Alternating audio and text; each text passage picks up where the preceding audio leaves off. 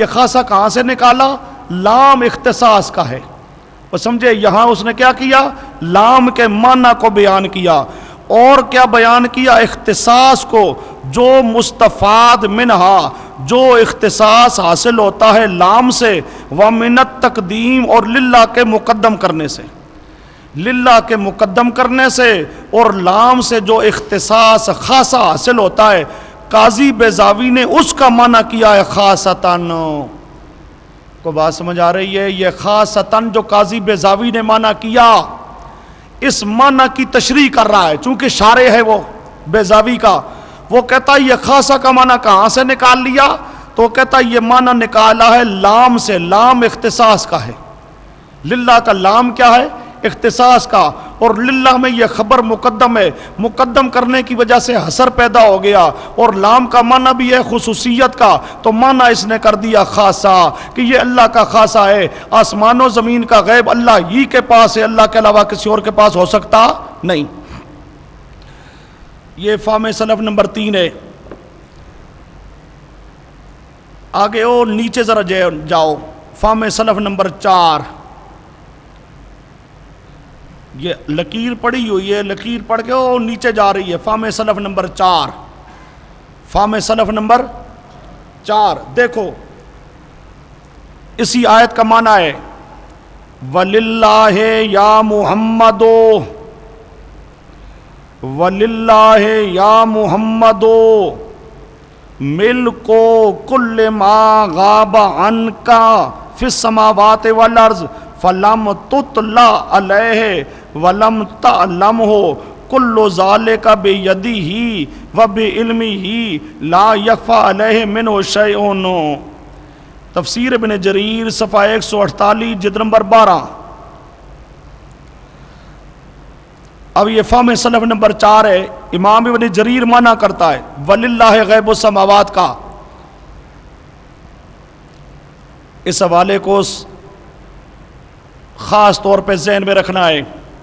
وہ جو اوپر گزر گیا احدن والا حوالہ وہ، اور اب یہ آ رہا ہے، اس کو سمجھنا ذرا. موجودہ زمانے کا مشرک جو ہے نا، یہ بس عجیب قسم کا ہے. اب وہ بے شک معنی کریں کہ لا یعلم ذالک احدن، کوئی نہیں جانتا. وہ کہے گا احدن ہے نا جی، احدن ہے، یہاں نبی پاک کا نام تو نہیں آیا، نبی پاک کا نام تو نہیں آیا. تعویلیں کرے گا. اس لیے یہ فہم سلف نمبر 4 دیکھو، یہاں پر نبی پاک کا نام آ رہا ہے. اے محمد صلی اللہ علیہ وسلم، للہ یا محمد، ملک کل، ہر چیز کا مالک ہونا، کل ما غاب عن کا. سمجھو غیب کا معنی کرتا ہے غاب عن، ہاں غاب عن کا. اے محمد کریم، جو آپ سے چیزیں غائب ہیں، آپ نہیں جانتے، جو چیزیں آپ سے غائب ہیں، وہ ساری چیزیں، ساری چیزوں کا مالک اللہ. سمجھے؟ ساری چیزوں کا مالک اللہ. ملک کل ما غاب عن کا فی السماوات والارض، آسمان زمین میں جو چیز آپ سے پوشیدہ ہے، اس ہر چیز کا مالک کون ہے؟ اللہ. فلم تطلع علیہ، آپ کو اس کا علم عطا نہیں کیا گیا. یہ مخصوص طور پہ اس پہ بھی نظر رکھنی ہے. یہ علم عطائی کی نفی ہے. مشرک دوسری تعویل کرے گا ذاتی عطائی کی، یہ علم عطائی کی نفی. اور سمجھے تجھ سے غائب ہے میرے پیارے پیغمبر، اور آپ کو لم تطلع، اس غیب کی اطلاع نہیں دی گئی. ولم تعلمہ، آپ جانتے بھی نہیں. کل ذالک بیدہ وبعلمہ، سب کچھ اللہ کے قبضہ قدرت میں، اللہ کے علم میں ہے. لا یخفی علیہ منہ شیء. تفسیر ابن جریر صفحہ 148 جلد نمبر 12. آگے فہم سلف نمبر 5 اور 6.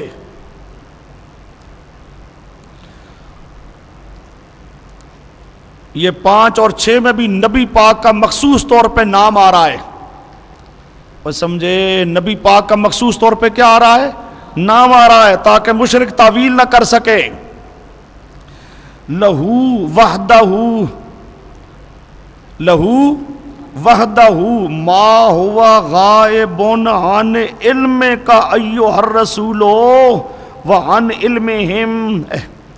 للہ غیب السماوات کا معنی کرتا ہے اور غیب کا معنی کرتا ہے غیب جو غائب ہے اے رسول آپ کے علم سے اور ان کے علم سے، جو آپ کے علم سے بھی غیب ان کے علم سے بھی غیب. لہو وحدہ، وہ اللہ ہی کے پاس ہے. لہو وحدہ ما ہوا غائب عن علم کا ایھا الرسول وعن علمہم. اللہ ہی کے پاس ہے وہ جو غیب ہے تیرے علم سے اے رسول اور ان کے علم سے. نہ آپ کو پتا تھے نہ ان کو پتا، اللہ ہی کے پاس ہے، اللہ ہی کے پاس ہے. یہ تفسیر المنار صفحہ 197 جلد نمبر 12 اور تفسیر مراغی صفحہ 101 جلد نمبر 12. اب یہ 6 فہم سلف آ گئے پہلی آیت پر، سورۃ ہود والی آیت. اگلی آیت تھی آیت نمبر 9. یہ آیت نمبر 9 ہے سورۃ نحل والی. وَلِلَّهِ غَيْبُ السَّمَاوَاتِ وَالْأَرْضِ. للہ غیب السماوات والارض. اور سمجھے یہ آیت نمبر 9 سورۃ نحل، سورۃ نحل، سورۃ نحل کی آیت نمبر 77، سورۃ نحل کی آیت نمبر 77. اب آؤ اس آیت پر مانا مفسرین اہل سنت والجماعت کیا مانا کرتے ہیں. للہ غیب السماوات، فہم سلف نمبر 1 و 2، خاصتاً آسمان و زمین کا غیب اللہ کا کیا ہے؟ خاصتاً اللہ کا خاصہ ہے. اوے اللہ کا کیا ہے؟ خاصہ. لا لأحد غیرہ، کسی اور کے لیے یہ علم نہیں ہے. استقلالاً ولا اشتراکاً، نہ مستقل طور پہ اور نہ شریک ہو کر. غیر کے پاس یہ علم نہیں ہے آسمان و زمین کا. آسمان و زمین کا علم خاصتاً مخصوص طور پہ اللہ ہی کے پاس ہے. کس کے پاس ہے؟ اللہ ہی کے پاس ہے، کسی اور کے پاس نہیں ہے. یہ تفسیر ابو سعود صفحہ 282 جلد نمبر 3 اور تفسیر روح المعانی صفحہ 198 جلد نمبر 14. اب یہاں پر لا لأحد غیرہ، یہ احدن اس کا خیال رکھنا ہے. یہ نکرہ تحت النفی ہے، نکرہ تحت النفی. اللہ کے علاوہ کوئی بھی ہو کسی کے پاس آسمان و زمین کا سارا غیب نہیں ہے. آگے فہم سلف نمبر 3 اور 4، لا یعلمہ غیرہ، لا یعلمہ غیرہ. یہ بیضاوی، بیضاوی نے معنی کیا یہاں پر اللہ کے پاس ہے، اس کا معنی کیا لا یعلمہ غیرہ، اللہ کا غیر اس کو جانتا نہیں ہے. یہ جو قاضی بیضاوی نے معنی کیا، اب عنایت القاضی جو اس کی شرح ہے، وہ سمجھو عنایت القاضی جو قاضی بیضاوی کی کیا ہے؟ شرح ہے. وہ شرح اس کی تشریح کرتا ہے. قاضی بیضاوی نے تب معنی کیا لا یعلمہ غیرہ. بات سمجھو. آیت کیا ہے؟ للہ غیب السماوات، آسمان و زمین کا سارا غیب کس کے پاس ہے؟ کس کے پاس ہے؟ اللہ کے پاس. قاضی بیضاوی معنی کرتا ہے غیر کے پاس نہیں ہے. لا یعلمہ غیرہ، غیر اللہ جانتے نہیں ہے. اب سوال پیدا ہوتا ہے آیت میں تو غیر کا لفظ ہی کوئی نہیں ہے. یہ لا یعلمہ غیرہ یہ معنی اس نے کہاں سے کیا؟ تو عنایت القاضی اس کی تشریح کرتا ہے، کہتا ہے یہ جو للہ خبر مقدم ہے، خبر مقدم کرنے سے حصر پیدا ہو گیا. جو حصر پیدا ہوا تو حصر کا معنی یہی ہے کہ اللہ ہی کے پاس ہے اور اللہ کا غیر جانتا نہیں ہے. یہ حصر کا معنی. اور سمجھے دیکھو اب قاضی بیضاوی نے تو معنی کیا لا یعلمہ غیرہ. اب اس پہ عنایت القاضی لکھتا ہے قولہ لا یعلمہ غیرہ. یہ جو معنی کیا قاضی بیضاوی نے مصطفیٰ دونوں من تقدیم الخبر، یہ حاصل کیا گیا ہے خبر کو مقدم کرنے سے. وہ سمجھے یہ معنی کہاں سے حاصل ہوا؟ خبر کے مقدم کرنے سے. جب للہ خبر مقدم ہو گئی اب معنی یہی ہو گیا کہ سارا غیب اللہ کے پاس ہے اور لا یعلمہ غیرہ غیر کے پاس نہیں ہے، غیر جانتا نہیں ہے. عنایت القاضی صفحہ 357 جلد نمبر 5، صفحہ 357 جلد نمبر 5۔ اچھا جی، اب یہ فہم سلف بیضاوی کا بھی گویا کہ آ گیا اور عنایت القاضی کا بھی آ گیا۔ مانا انہوں نے کیا کیا، اللہ کے علاوہ اور کوئی بھی آسمان و زمین کے سارے غیب کو جاننے والا نہیں ہے۔ آگے فہم سلف نمبر 5، فہم سلف نمبر 5، یہ حافظ ابن کثیر معنی کر رہا ہے للہ غیب السماوات کا۔ سمجھو بھائی سمجھو، کہتے ہیں وَاخْتِصَاصُهُ بِعِلْمِ الْغَیْبِ۔ اس آیت سے معلوم کیا ہوتا ہے کہ غیب اللہ کا خاصہ ہے، اللہ کا کیا ہے، خاصہ، للہ غیب السماوات۔ یہ اختصاصہ بعلم الغیب، اللہ کا علم غیب کے ساتھ مختص ہونا، اللہ کا علم غیب کے ساتھ مختص ہونا، فلا اطلاع لأحد علی ذلک، تو نہیں ہے کسی اور کو اس پر اطلاع الا مگر یہ کہ اللہ بتا دے الا ما یشاء، جتنا چاہے۔ علم غیب اللہ کا خاصہ ہے، اختصاص، خصوصیت، خاصہ۔ علم غیب اللہ کا کیا ہے، خاصہ ہے، غیر کے پاس یہ نہیں ہو سکتا۔ اطلاع ہوتا ہے عطائی کے لیے، غیر کے پاس عطائی طور پہ بھی نہیں ہے۔ لِأَحَدٍ، یہ پھر لِأَحَدٍ نکرہ تنفی، کسی کے پاس بھی اطلاع نہیں ہے، عطائی علم بھی نہیں ہے مگر وہ اللہ جو خود بتا دے۔ یہ تفسیر ابن کثیر صفحہ 579 جلد نمبر 2۔ یہ فہم سلف کتنے آ گئے جی؟ اس دوسری آیت پر 5، آیت نمبر 9 گویا کہ آیت نمبر 9 پر فہم سلف آ گئے 5۔ آگے فہم سلف نمبر 6، للہ غیب السماوات کا معنی کرتا ہے کہ اللہ ہی کے پاس ہے۔ کیا معنی؟ وَدُونَ كُلِّ مَا سِوَاهُ، اللہ ہی کے پاس ہے، دون کل ما سوا، اللہ کے سوا کوئی بھی ہو کسی کے پاس نہیں۔ ولا لا یملک احد سواہ، اللہ کے علاوہ کوئی اس کا مالک نہیں ہے۔ احد نکرا تے کل ما سوا، سمجھے، کل ما سوا اللہ، کل ما سوا اللہ، او کتنا عام لفظ ہے، کل ما سوا اللہ، دونا کل ما سوا ہو، یعنی دونا کل ما سوا اللہ، اللہ کے علاوہ کوئی بھی ہو کسی کے پاس آسمان زمین کا سارا غیب نہیں۔ یہ تفسیر ابن جریر صفحہ 151 جلد نمبر 14۔ آگے آئیے فہم سلف نمبر آیت نمبر 10 جو سورۃ کہف کی آیت ہے، لہو غیب السماوات والارض ابصر بہ واسمع۔ یہ سورۃ کہف آیت نمبر 26 پارہ 15۔ یہاں پر بھی اسی طرح لہو خبر مقدم ہے تے غیب السماوات مبتدا مؤخر ہے۔ دیکھو اب لہو فہم سلف نمبر 1 و 2، واللام للاختصاص العلمی، لہو کی یہ جو لام ہے، کہتا ہے لام کس کے لیے ہے؟ للاختصاص العلمی، کہ یہ علم اللہ کا خاصہ ہے۔ وہ سمجھو لام کیا ہے؟ اختصاص علمی، یہ علم اللہ کا کیا ہے؟ خاصہ ہے۔ اے لہو تعالی ذالکا، اس اللہ ہی کے لیے ہے علم، لام اختصاص علمی کے لیے ہے، یعنی آسمان و زمین کا یہ جو علم ہے یہ اللہ ہی کے لیے ہے۔ روح المعانی صفحہ 254 جلد نمبر 15، تفسیر ابو السعود صفحہ 376 جلد نمبر 3۔ آگے فہم سلف نمبر 3،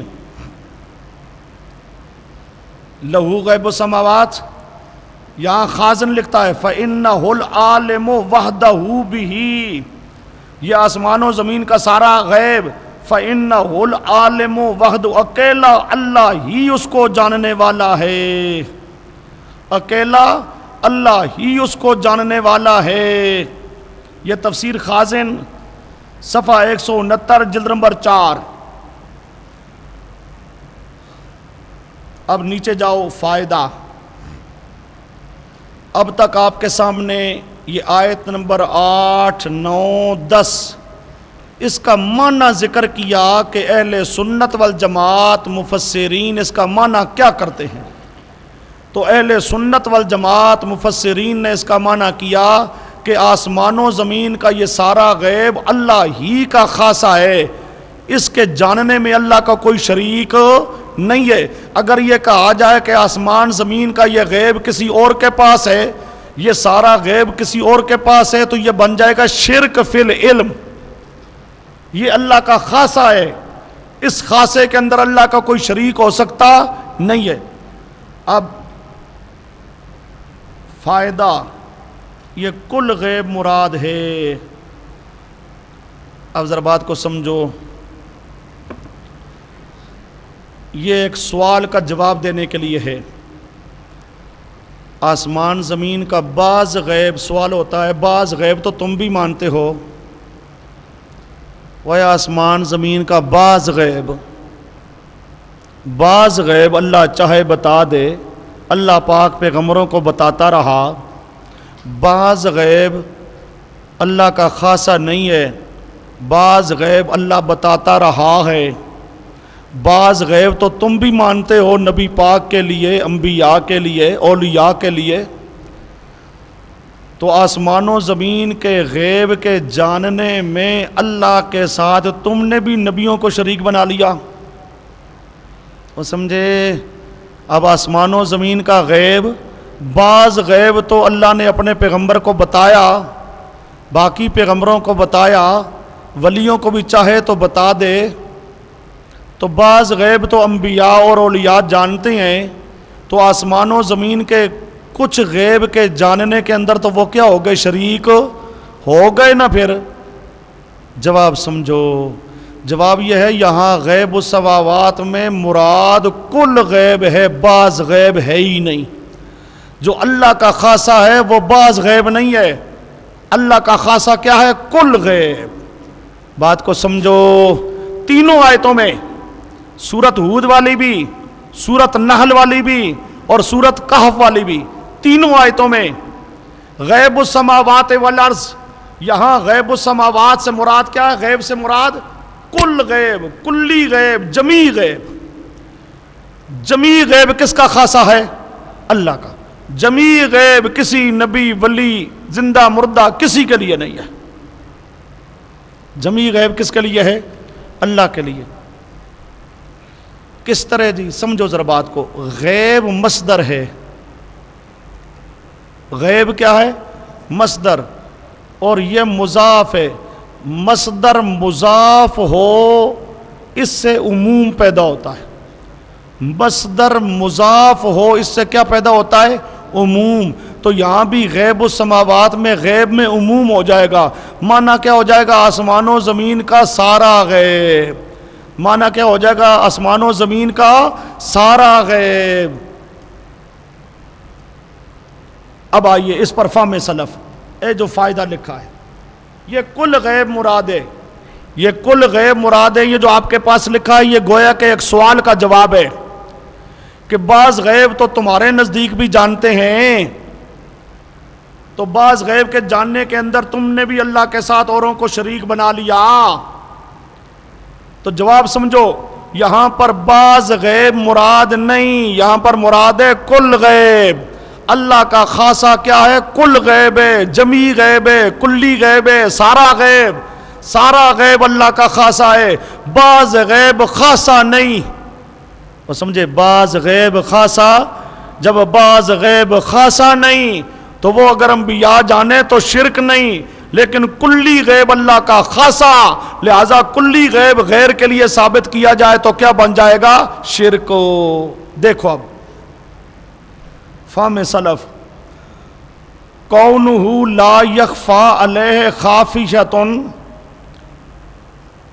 یہاں پر جو معنی ہم کرتے ہیں کہ کوئی چیز بھی پوشیدہ نہیں، لا یخفی علیہ خافیۃ، آسمان و زمین کی کوئی چیز بھی اللہ سے پوشیدہ نہیں. یہ معنی جو کرتے ہیں من عموم المصدر المضاف. سمجھو یہ معنی کہاں سے کرتی ہیں؟ من عموم المصدر المضاف، مصدر مضاف کے عموم سے، مصدر مضاف کے عموم سے یہ معنی کرتی ہیں۔ فَإِنَّهُ مِن طُرُقِ الْعُمُوم، کیونکہ یہ مصدر کو مضاف کرنا یہ بھی عموم کے طریقوں میں سے ایک طریقہ ہے۔ سمجھے؟ مصدر کیا ہو جائے، مضاف ہو جائے تو کیا پیدا ہو جاتا ہے؟ عموم۔ عموم پیدا کرنے کے جو مختلف طریقے ہیں ان طریقوں میں ایک طریقہ یہ بھی ہے کہ مصدر کو مضاف کر دیا جائے۔ جب مصدر کو مضاف کر دیا جائے گا تو کیا پیدا ہو جائے گا؟ عموم۔ تو یہاں پر عموم جو پیدا ہو رہا ہے کس سے پیدا ہو رہا ہے؟ مصدر مضاف کے عموم سے، مصدر مضاف کے عموم سے۔ اب کونہ لا یخفی علیہ خافیہ، کوئی چیز بھی پوشیدہ نہیں، ہر چیز اللہ جانتا ہے۔ یہ عام کہاں سے لیا؟ من عموم المصدر المضاف، فإنه من طرق العموم فأفادا۔ اب اس نے فائدہ دیا، یعنی یہ معنی بنا، وہ اس قانون نے یہ فائدہ دیا کیا؟ انہ یعلم کل غیب۔ سمجھے؟ یہاں معنی کیا ہوگا؟ غیب السماوات میں اللہ جانتا ہے کل غیب، بعض غیب نہیں۔ اور سمجھو معنی یہاں پر کیا ہے؟ انہ یعلم کل غیب، انہ یعلم کل غیب، اللہ کل غیب جانتا ہے۔ وَأَنَّهُ لَا يَعْلَمُ ذَلِكَ سِوَاهُ، اللہ کے سوا اس کل کو جاننے والا کوئی نہیں، اللہ کے علاوہ اس کل کو جاننے والا اور کوئی نہیں۔ کل جاننے والا کون ہے؟ اللہ۔ اب یہ کل غیبین، یہ کل والا عموم کہاں سے آیا؟ مصدر مضاف سے۔ کہاں سے آیا؟ مصدر مضاف سے۔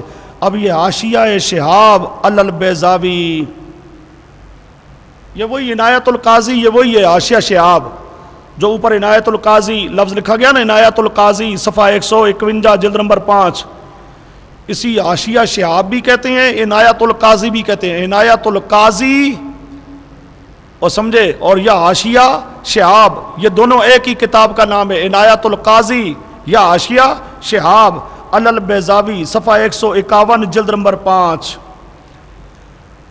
اب آپ کے سامنے یہ 8، 9، 10 تین آیتوں کا معنی آیا۔ تین آیتوں کا معنی کیا ہے؟ کہ آسمان و زمین کا سارا غیب، آسمان و زمین کا کل غیب اللہ کا خاصہ ہے۔ اس کل غیب کے جاننے میں کوئی شریک نہیں ہے، اس کل غیب کے جاننے میں کوئی شریک نہیں ہے۔ اب یہ کچھ تو عبارتیں آ گئی آپ کے سامنے، یہ مزید دیکھیے، یہ مختلف آگے تفسیروں کے حوالے ہیں جو انہی آیتوں پر تفسیروں کے حوالے ہیں، بات سمجھے؟ مزید دیکھیے تفسیر البحر المحیط، اس کا صفحہ 275 جلد 5، صفحہ 117 جلد 6، تفسیر خازن و معالم صفحہ 212 جلد نمبر 3، تفسیر قرطبی صفحہ 117 جلد نمبر 9، تفسیر السراج المنیر صفحہ 85 جلد 2 اور صفحہ 250 جلد 2، تفسیر مظہری کے صفحہ 275 جلد 5 اور صفحہ 359 جلد 5، صفحہ 28 جلد 6، تفسیر مراغی صفحہ 101 جلد 12 اور صفحہ 117 جلد 14، تفسیر ابن جریر صفحہ 89 جلد 12 اور صفحہ 153 جلد 15، جامع البیان صفحہ 187 جلد نمبر 1، تفسیر مدارک صفحہ 351 جلد نمبر 2، صفحہ 52 جلد نمبر 3، صفحہ 122 جلد نمبر 3، تفسیر کبیر صفحہ 83 جلد نمبر 18 صفحہ 90 جلد نمبر 20. ان تینوں آیتوں پر یہ مزید حوالہ جات ہیں اہل سنت والجماعت مفسرین کے. آیت نمبر 10 کے بعد آیت نمبر 11 یہ پرانے کاغذوں پہ دیکھو.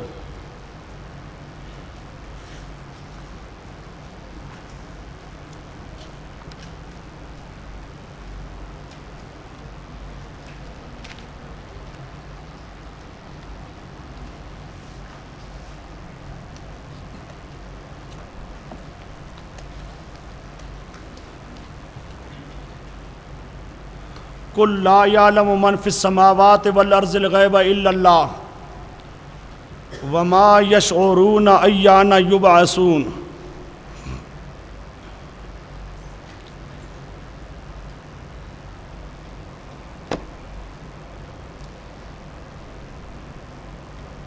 یہ آیت نمبر 11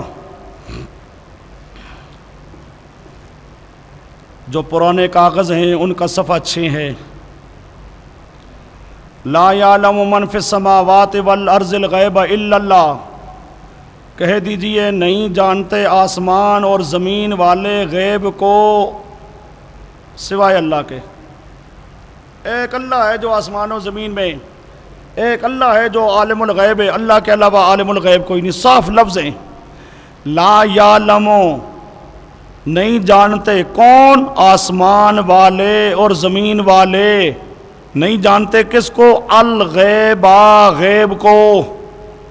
آسمان والے بھی زمین والے بھی غیب کو نہیں جانتے الا اللہ مگر کون جانتا ہے؟ اللہ. وما یشعرون ایان یبعثون اور وہ تو اتنا بھی نہیں شعور رکھتے کہ ان کو دوبارہ کب قبر سے زندہ کر کے اٹھایا جائے گا. اب یہ صاف لفظ ہیں قرآن پاک کے. یہاں بھی لا یعلم الغیب. آسمان زمین میں کوئی بھی ایسا نہیں ہے جو غیب کو جانے، عالم الغیب ہو. کوئی بھی عالم الغیب نہیں سوائے اللہ کے. اللہ عالم الغیب ہے اور عالم الغیب کوئی نہیں. صاف لفظ قرآن پاک کے. اب یہاں پر بھی کسی تفسیر کی ضرورت ہے ہی کوئی نہیں، تو یہ تفسیر کے حوالہ جات صرف تائید میں آئیں گے. دیکھو اب یہاں پر بھی حضرت عائشہ اس آیت کا معنی کرتی ہیں. حضرت عائشہ اس آیت کا معنی کرتی ہیں. کیا؟ من قال ان محمدن صلی اللہ علیہ وسلم، من قال ان محمدن صلی اللہ علیہ وسلم یعلم ما فی غدن، محمد کریم کل کی بات جانتے ہیں. فقد اعظم اللہ الفریتا، اس نے اللہ پر بہتان تراشا. واللہ یقول، اللہ کہتا ہے قل لا یعلم من فی السماوات. یہ مسند ابی عوانہ صفحہ 54 جلد نمبر 1، مسلم شریف صفحہ 98 جلد نمبر 1، بخاری شریف صفحہ 1098 جلد 2. اب حضرت عائشہ نے اس کا معنی کیا. یہاں سمجھو.